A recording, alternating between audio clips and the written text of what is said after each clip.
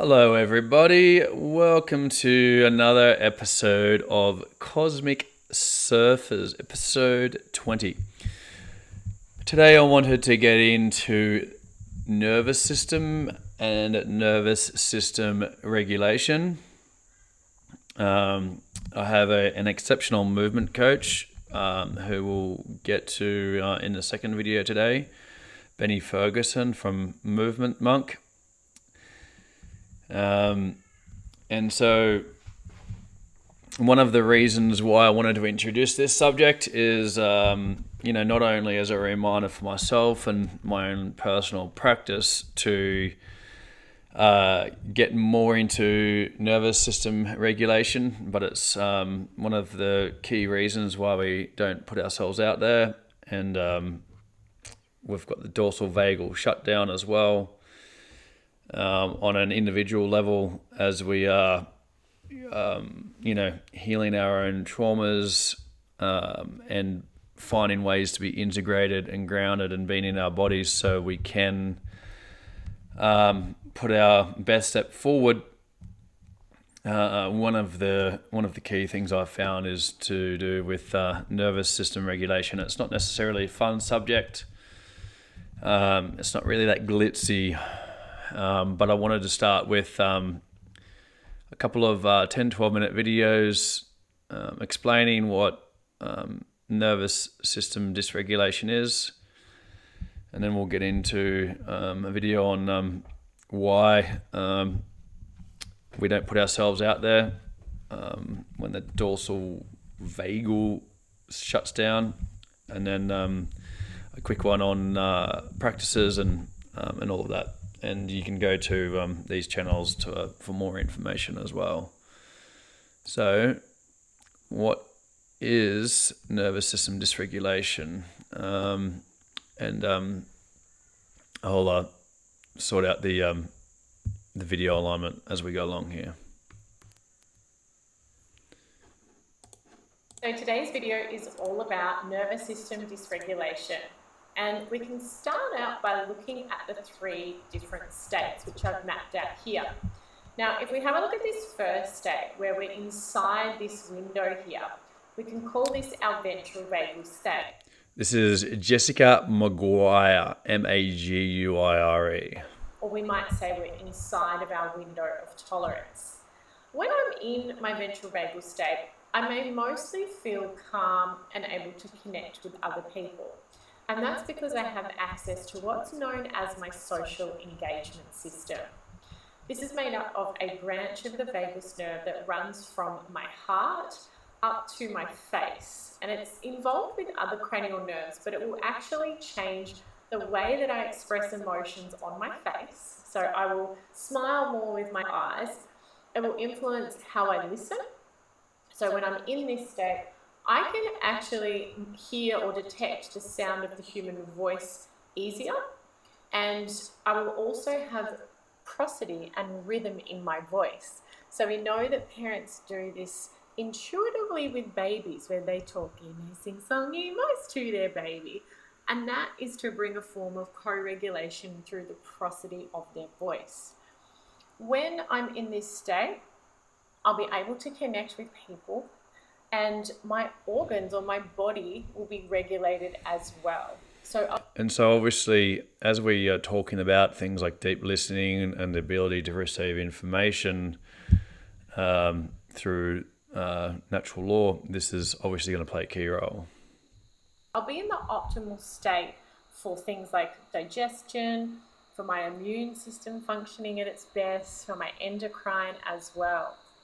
Now, when we face a stressor, it's normal for us to mobilize energy. So we get this shift up in our energy. Let's say we're driving to work and traffic is busy, and then we might come back down and then come back up. But we have this set point here. But when there's an acute stressor to deal with, we can then shift more up into this sympathetic nervous system state. And that's a very healthy thing to do. So we're mobilizing the energy to meet that challenge or demand. And we can say that this is our mobilization system. So we feel that energy come into our body. the vagus nerve actually withdraws, and so our heart rate can speed up. We can feel the energy coming to our system, urging us to take action. And we might feel our palms get a little bit clammy if we move into fight or flight. There could be some tension in the jaw or in our hips. But afterwards, once that stressor is over, if we have healthy vagal tone, we will actually bring ourselves back down into this ventral vagal state, and our social engagement system will come back online.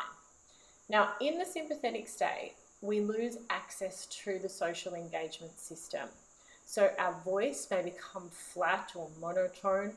We may notice that we can't detect the sound of the human voice as well. So this makes learning and conflict and negotiation quite challenging. And then we lose that expression, particularly in our upper face. So we may have a little bit more of a flatter face.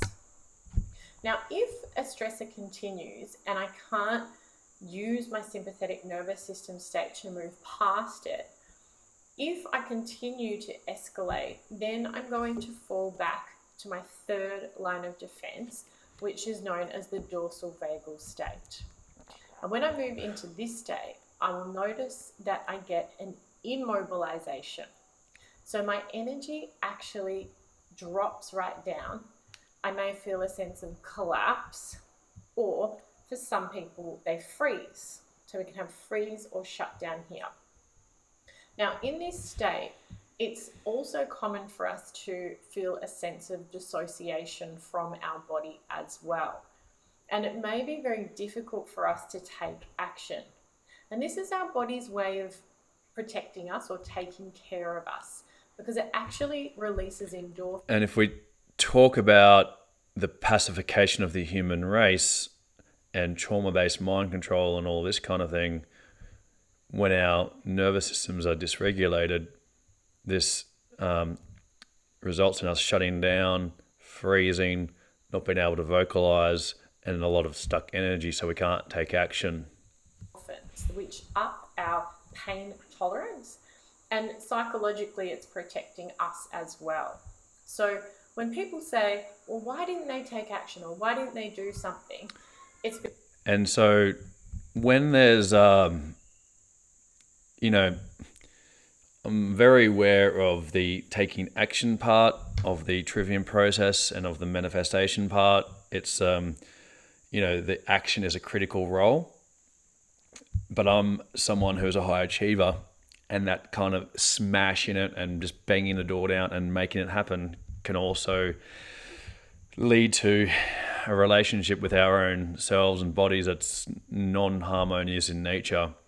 And so this kind of like hustle bro, like kind of distorted masculine energy of, just action without regulating our nervous system, I don't think is a healthy thing at all. Because of this dorsal vagal response.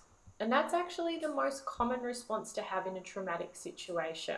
In the dorsal vagal state, we also know that it's very difficult for us to communicate because we lose access to the social engagement system altogether. And we also know that when we have more activation in the threat center in our brain or in our fear circuitry, we actually lose access to an area called the Broca's area, which is on the left-hand side of our brain. And this is our primary language center. And it takes what we feel and it's how we express it with words. So it's very difficult in this state to speak up or to take action. And that's purely because of physiology. Now, the way we move between these different states is a process called neuroception. And this actually happens outside of conscious awareness. So it's not something that we're choosing. But neuroception will be shifted by what happens in our life. So if we have periods of chronic or traumatic stress, it can actually shift our set point away from the center of the ventral vagal state or our window of tolerance. So let's say we have a stressor and we mobilize the energy to deal with it, but we don't get to recover fully. And then we have another event and another event, or we get something that's traumatic stress, but we don't get to recover fully from it. We shift away from this baseline and our set point can move closer up towards where the edge of that window of tolerance would be. And so then I'm oscillating up into the sympathetic state quite a lot of the time, or I might oscillate around here where the dorsal vagal state is. And when this happens, what we see is that something called allostatic load accumulates. So allostatic load is the wear and tear that's accumulating in the mind-body system when we have chronic and traumatic stress. And this can show up to impact on things like our immune system, our endocrine system, digestive, musculoskeletal, cardiovascular. It really can impact on every system in our body.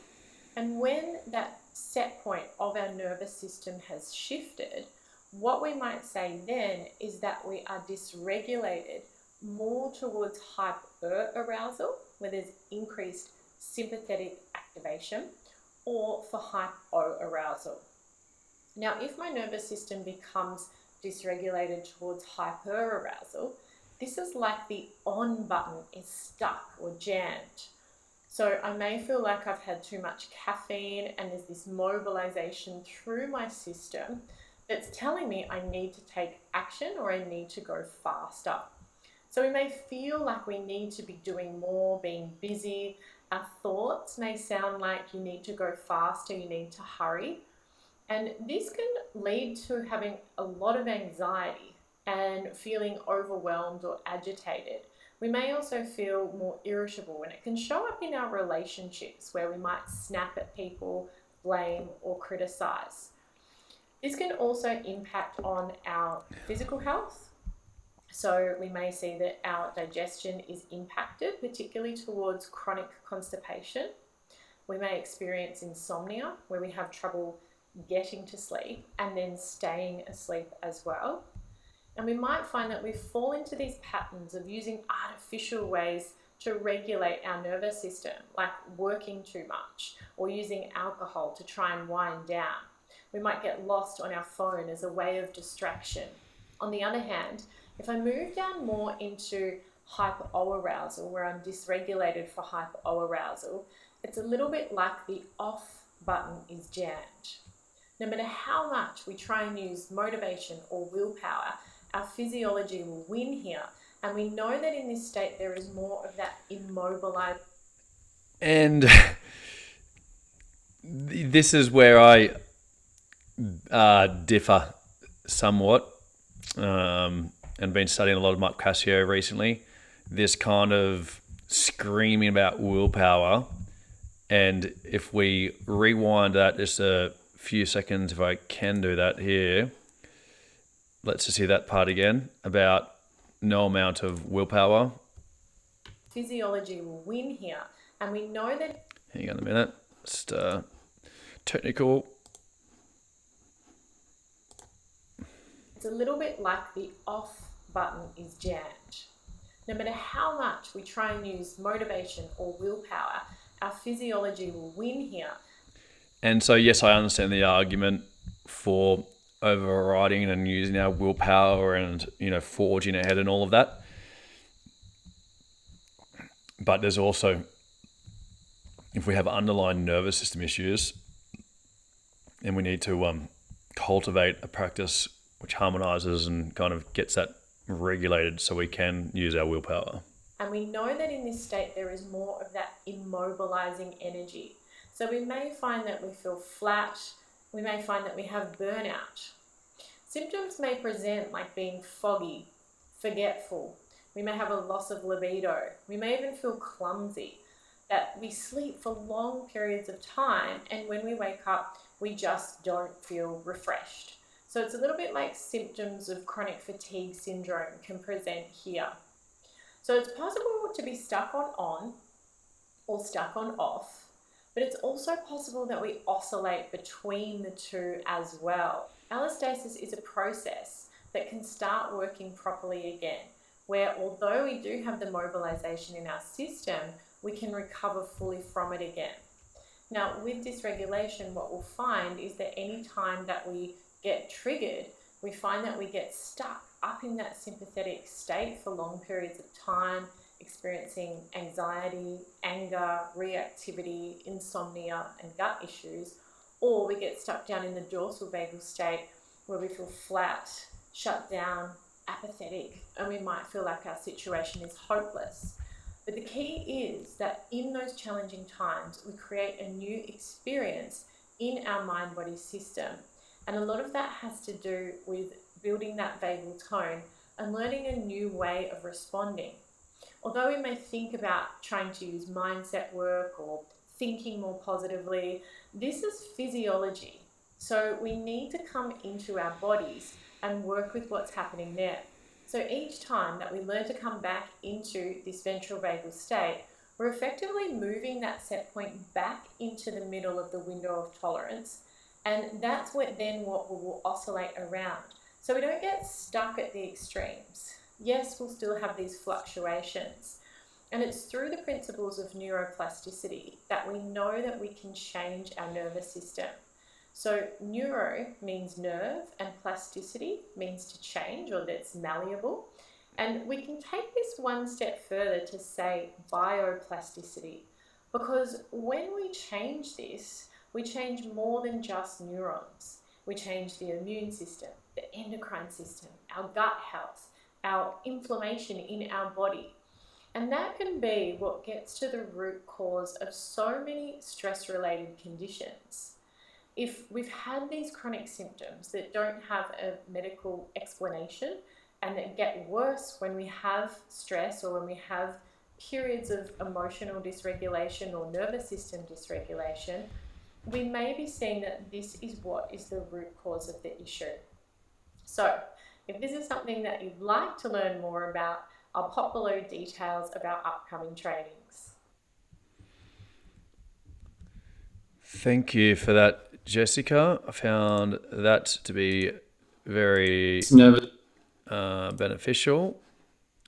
So I find that very interesting and relatable to the work related with natural law, with willpower that we just discussed, burnout, fatigue, undiagnosed conditions, putting ourselves out there, which we'll watch another video after this next one with her talking about that. And yeah, so a lot of overlapping ideas there with natural law work and our nervous system. And this is something that I personally have got a lot more work to do. I've done some work. It's been an ongoing thing for me for a while, and it's where a lot of the gold for me personally is. So I'm on this journey with you. I'm not beyond this by any stretch of the imagination, and so I have direct experience in nervous system dysregulation and how much it can affect us. I want to get into the work of Benny Ferguson, who is truly, I know him personally very well. He's exceptional. System regulation, really. Let's begin and just talk about why it's important. And as we go into this video, he's the one on the right. Movement Monk is the guy on the right. We're going to approach nervous system regulation a little bit differently than what you might have heard before. Often you'll hear about all different states of your nervous system: fight, flight, and freeze, and parasympathetic and sympathetic states. And we talk about it too. And it's helpful for a little bit of language around these things. But at the end of the day, when we're talking about nervous system regulation, what we're really talking about is the experience of overwhelm, the experience of stress, the experience of feeling stuck in a particular state. So you might be experiencing these things, particularly if you've got any sort of chronic condition where you've had something that's happening repeatedly. It can build a state of mind that I'm going to be stuck like this forever. And that then keeps the nervous system in this fear mode. It keeps you in self-protection mode. It keeps you in modes where you're hyper attuned to looking for safety and looking for risk.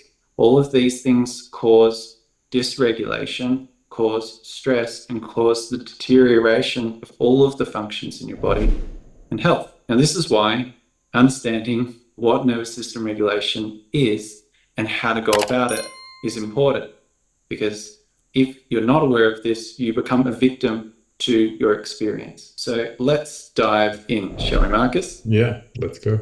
Before this work was even... I did a 4 or 5 day training course about 6 years ago or something like that with Benny, and Marcus was a great fella.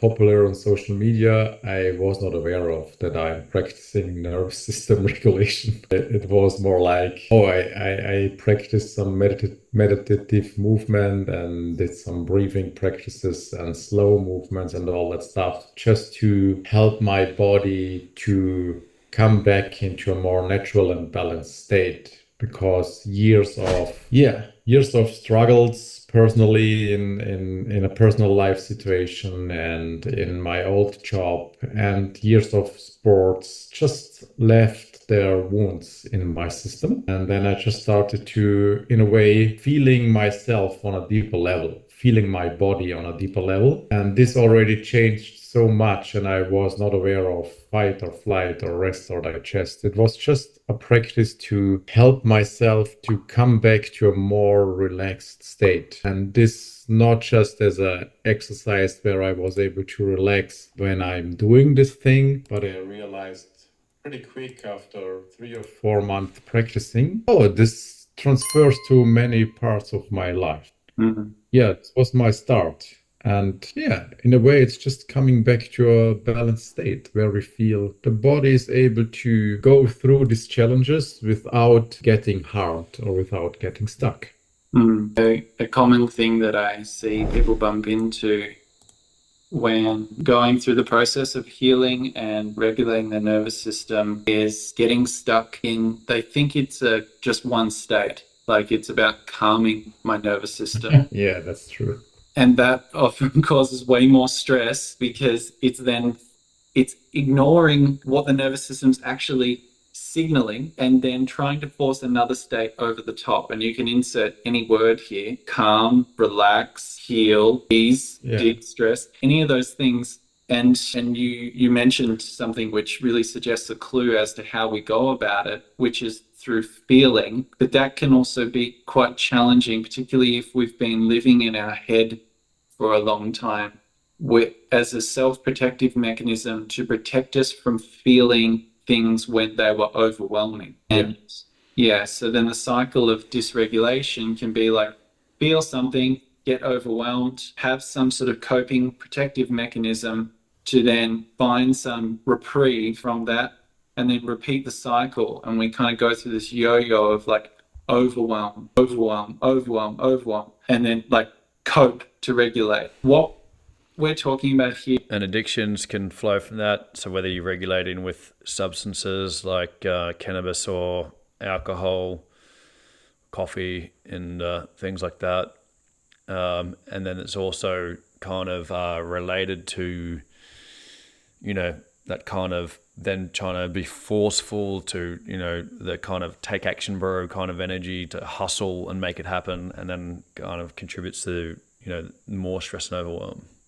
Here is very different. It's not being reactive to dysregulation as a problem to be solved, which is often how nervous system regulation is approached that I see. And as I work with a lot of people, and I think you're the same too, Marcus, we're trying to solve the problem by looking at the problem, which then creates more of the problem. Yeah. So like the problem being, I'm dysregulated, I'm stressed, I want to be regulated, so then do more things to then get that.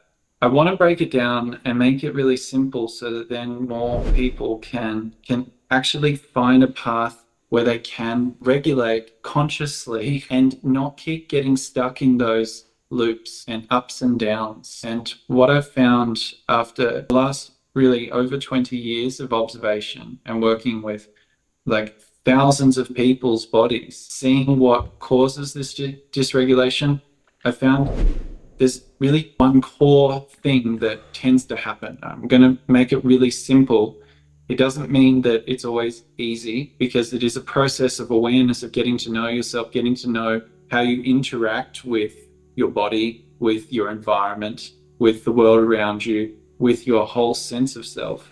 There's a lot here to unpack, and this is why it's such a beautiful process of healing and restoring a sense of wholeness, you know, as we move through the world. And so there's 3 layers that tend to happen, and if these 3 layers are happening all at the same time and you are attached to all of them, it's very easy to get dysregulated. Can't really see that. I'll play it out. So first, and this can happen in different order, but there's something happening in our physical body. We all have a physical body, and we all have sensations that are associated with our physical body. So let's say you feel a sensation, you feel tense, you feel something, and then that triggers a fear, and that then causes your breathing to become restricted. So then you've got not only a tense body, but then fear and maybe frustration and anger about why is this happening to me? And then more fear about, is this ever going to change? And then your breathing keeps restricting,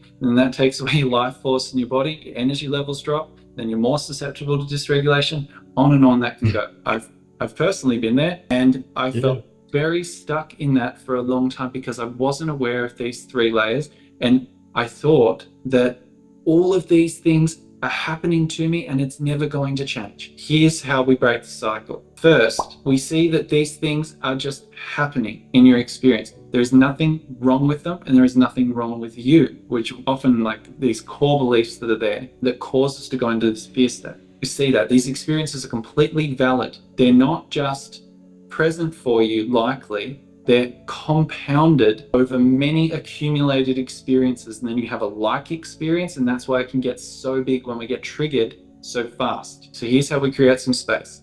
First, we see our physical experience. Just pay attention now as you're here.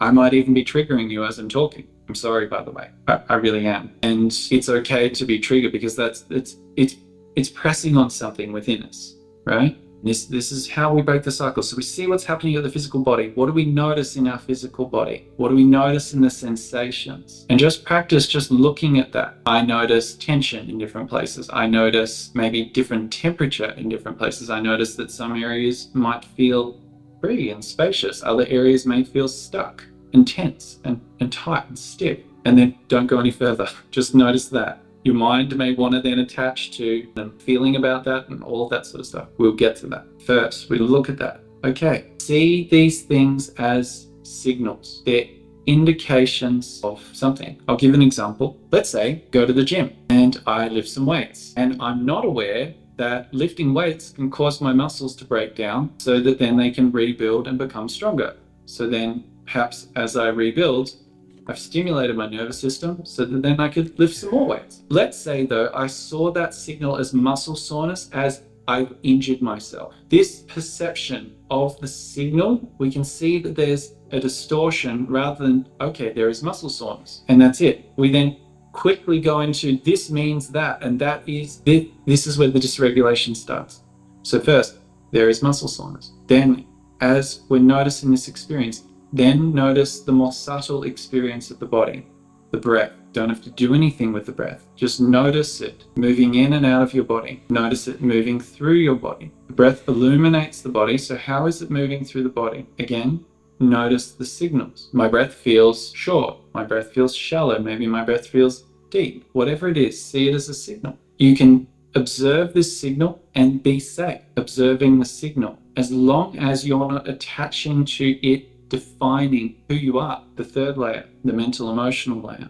What thoughts and emotions are here right now? And as you're practicing this, practice. So let's go back to that muscle soreness example. And I believed, right? This is where I'm accessing. I might see a belief. I believe that I've hurt myself. Maybe that's true. Maybe that's not true. Maybe you don't have all the information if it's the first time you've experienced something. So maybe you need some more time to observe it, to know what it is that you're actually observing. But what you can say is, I feel this. I feel scared.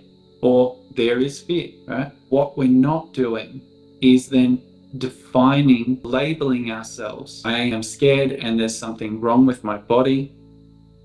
Or I am afraid that I hurt myself and then I'm not going to be able to work, and then I might lose my job and I'll have no money and then I'll die. That's an example of catastrophizing, right? Very good way, again, to dysregulate ourselves. It's especially difficult when there are tensions hanging around for several weeks, months, or years that we really get hooked up by these tensions, and then the cycle starts going with, what you mentioned is this tension, why is this coming back, and what I'm doing wrong, and is this ever getting better, am I able to do XYZ anymore? And with this it just intensifies.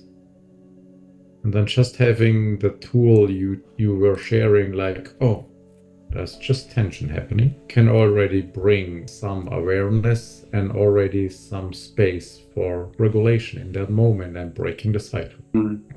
So you can keep applying this, and why this is really useful is that we don't have to go on a meditation retreat. We don't even have to meditate if you don't want to. Great practice. But it's not like you need to meditate to regulate. It's not like you need to do all of these different things. They can definitely help your body go through a process of rejuvenation. They can definitely help your mind become aware of what is happening. But really at the core, there's these three layers of your experience, and the more aware you become of it, and the less you attach the I am or the I am not to the experience, then the more space you create. See, the biggest thing that I find dysregulates us is when we believe that we are stuck, that we are victim to our experience, which is at the core of a lot of dysregulation. Now, that's not actually true. I'm going to say something that might stretch your mind. It may even be controversial. You can reflect on this and determine your own truth in this. But the way I see it is that you are not your identity. Identity is a tool, it's something that we can, if I want to be a happy person, I can just be a happy person. If I want to be a mean person, I can just be a mean person. We all have the capacity for all of these things, but we get patternized and habituated into, I am Benny, and I am a man, and I am an Australian, and I am all of these things. They're just layers of identity, and they're tools. The more I then hold on to them, then the more I am mastered by them. So here's the challenge, is that I see ourself as just pure awareness. When you can look at it this way, you no longer live as the projection of awareness, you live as awareness itself. You are the thing that I can't really put words to that projects out your experience based upon your perceptions. So then you start to see the awareness that's creating the experience. And this is then where we create space, and you realize that all of the things that I feel, all of the experiences I go through exist by the way that I relate with it, by the way that I interact with it, all of the people that I interact with. I only exist. Imagine this for a moment. There were no other people. You didn't know any other people. Then what are you? These are perhaps some big questions, and you may not have been expecting to be asked these questions in a video that's about what is nervous system regulation. And maybe I didn't even expect to share this, but it's at a deeper core. If you can start to continue to see these experiences are happening, but I'm not defined by them. What am I? Who am I? That's when things start to get really interesting. That's when you start to get a choice as to who are you showing up as right now, and how is that contributing to the way you're perceiving this experience. This is very deep work, because we have inherited a lot of conditioned beliefs about who it is that we are. And I'm here to challenge all of that so you can discover who you actually are. And then when you realize that, then all of these environmental circumstances that are triggering you, that are dysregulating you, no longer have power. You realize, oh, okay, yes, I could be that. And then I can learn, made a mistake, and I can improve, rather than I'm not that. I'm going to push that away, and that's going to cause all of this activity and reaction within my system that dysregulates me. So this is a big journey. It's relevant because it applies to every area of our life, because we're going to continue to move through a process of change and be challenged and stretched and grow. And either that can crush us, or we can create a bit of space and actually thrive and move forward into the unknown together. there's my vision. Yeah, and what you shared in your words, maybe for those who are more into analytics, it's exactly the neuroscience showing us this, what you described. The self-image is just a part of our brain where all the things are stored, and the nervous system is wired in this self-image. And there is the other part of the brain who is able to watch this self-image and challenging it and asking questions if this is really me. And the more we are practicing it, the more this self-image starts to soften and starts to adapt and getting flexible again. And this is what is called neuroplasticity. And this is, you can do that your whole life. So the nervous system has the capacity to change until your last breath. So this is not a thing of age. It's just going on this journey and giving the nervous system the ability to do that. And your life will get easier. It's 11-11. Love it. it's simple, but not always easy. But in the long term, it will get a more fulfilling experience to walk on this earth, no matter what you're doing. And So I hope that this has been helpful if you are interested in learning more about what nervous system regulation really is at a core level and how you can continue to forward and perhaps heal from these experiences that you may be holding, especially holding in your body. And so we're on a pathway to be free of that, to break the patterns that are imprisoning us into this living in a box. I'd like to support as many people as I can to open that box and open up to newness in life rather than. It's hard to create freedom on earth when we're enslaved in our own mind box, and it's hard to create true change and speak up and take action and do natural law work and consistently show up and on all of that when we're in a constant state of nervous system dysregulation. And so I didn't want to add too much, and again, I'll say this again, I'm adding comments here and there, but I feel like I'm really good at, personally, I feel like one of my great skills is getting to the gold of true information. And so what I am doing here is bringing together these people that I believe are really locked in on that core essence of truth. And then you can go and check out their channels and their work and apply it to your own life. This is not about me being a guru or anything of that nature. This is about me sharing what I have to, what I believe is valuable, and me expressing from being in that creative space and tuning in with that and kind of and having that come out. So as an example, when I was thinking about what video to do today, I was sitting in the sun and just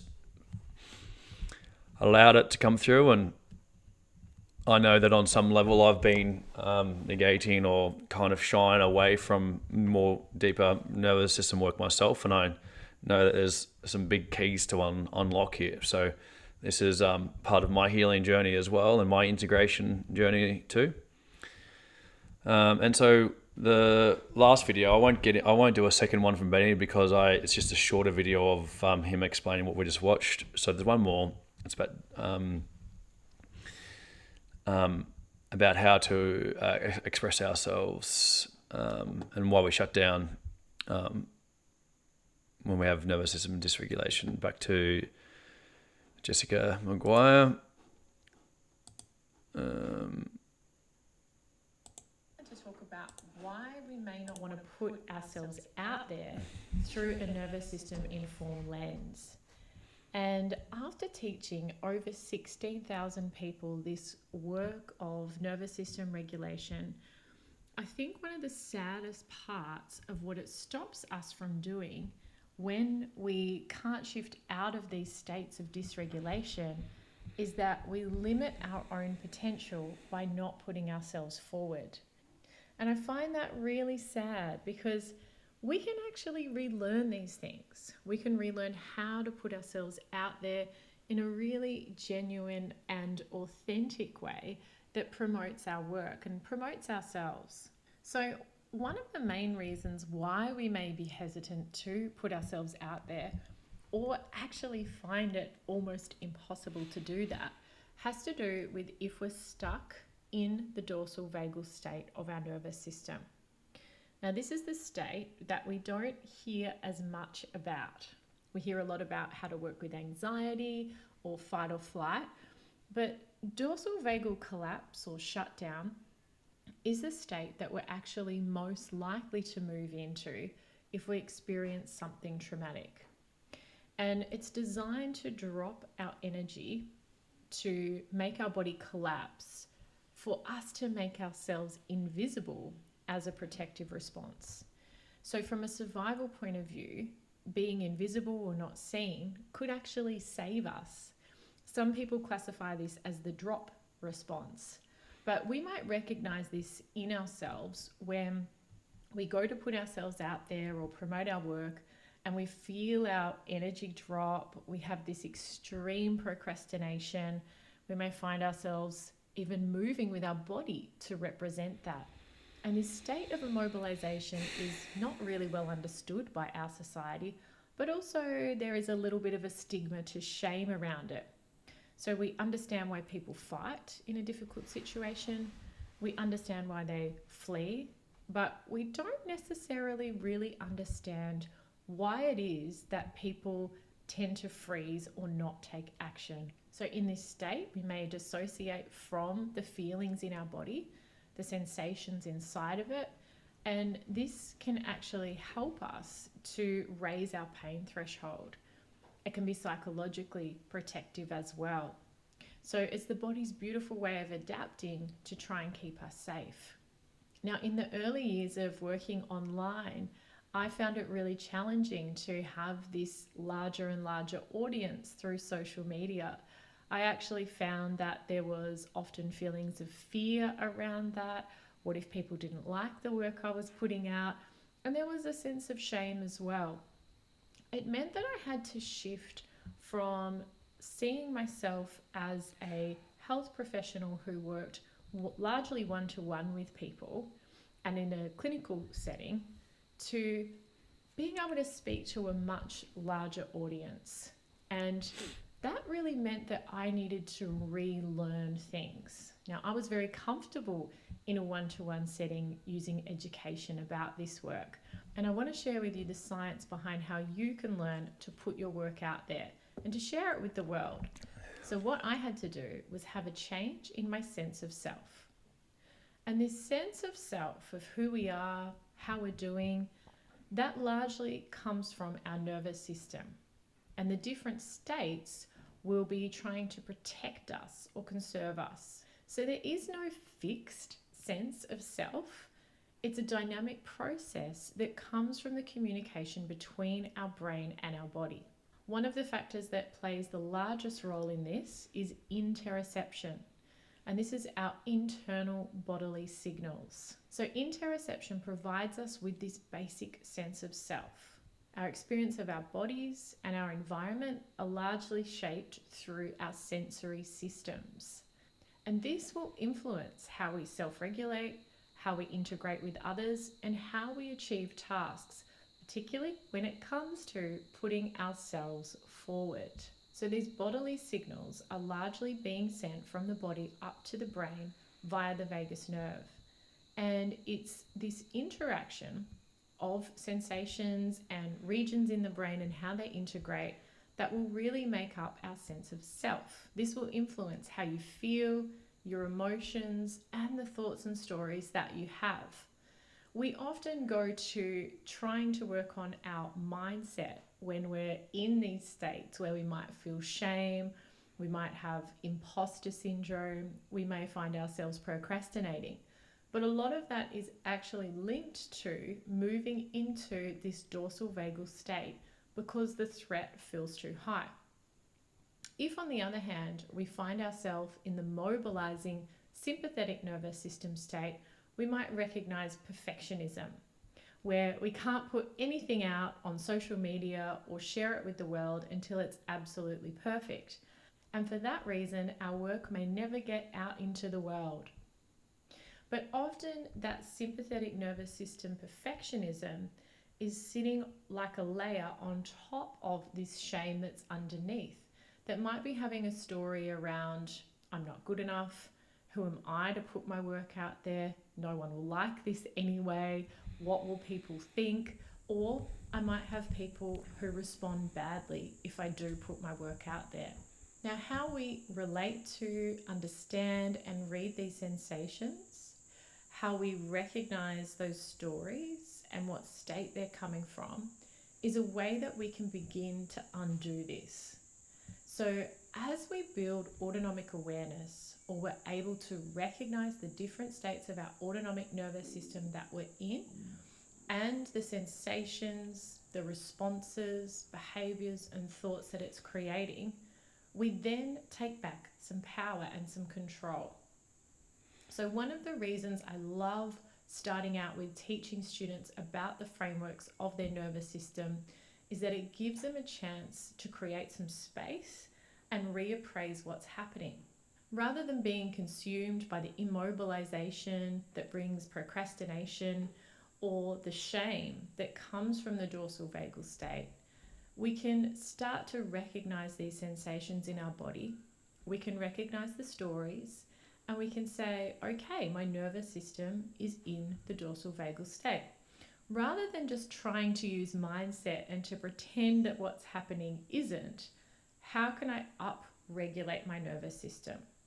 So we know we're stuck in a state of immobilization.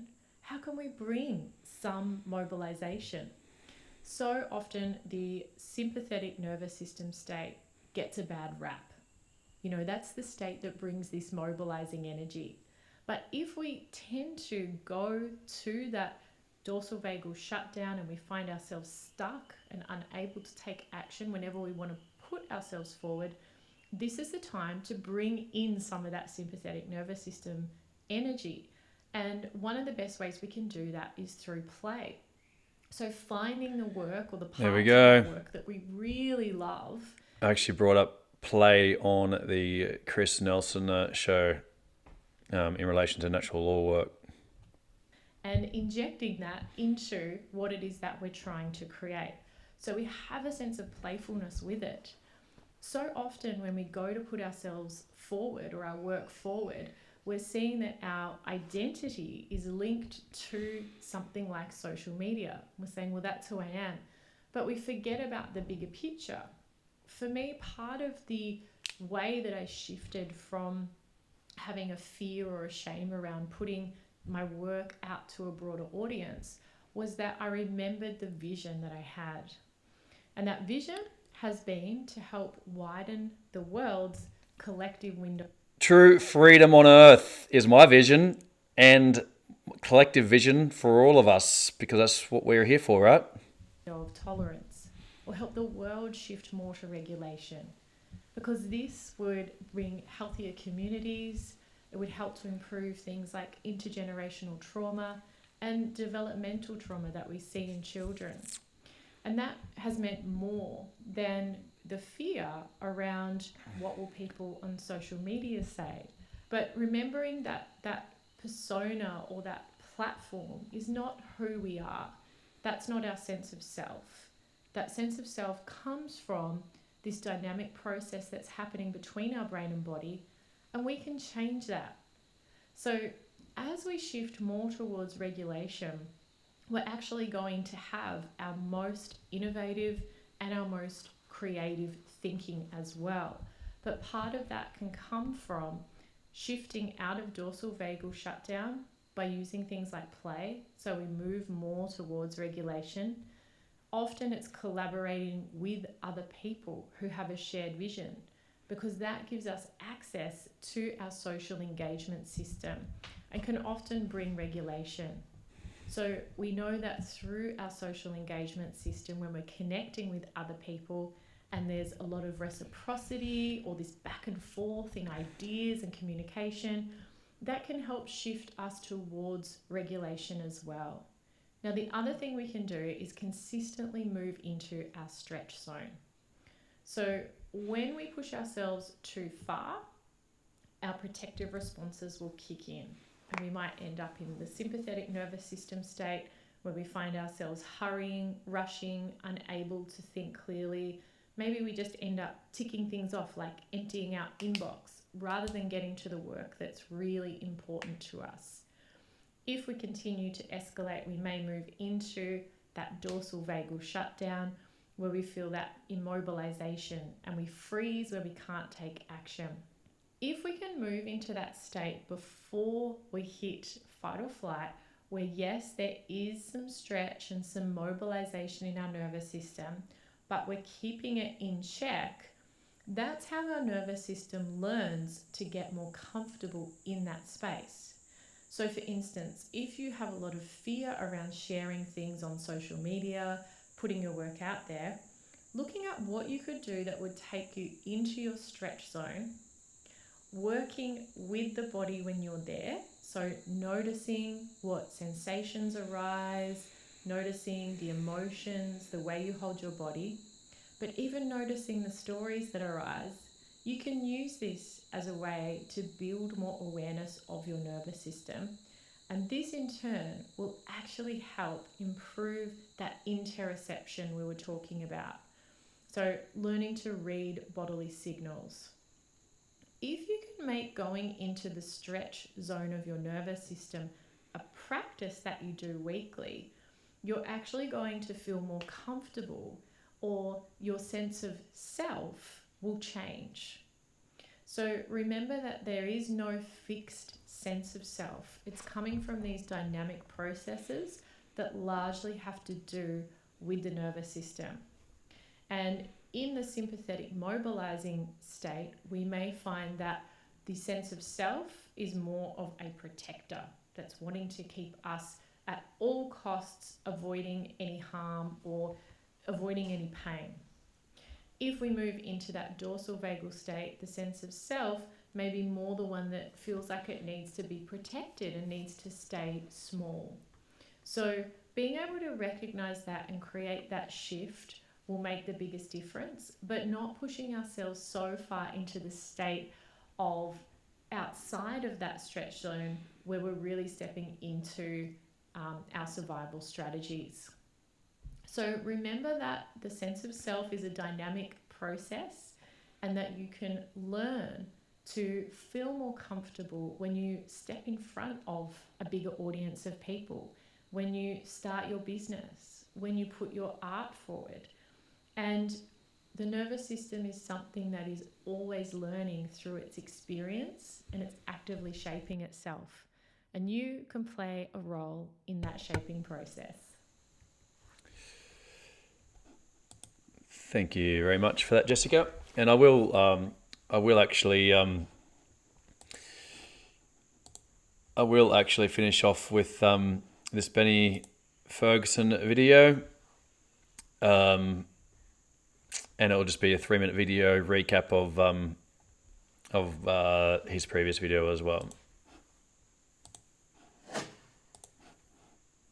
Identify the disconnected parts.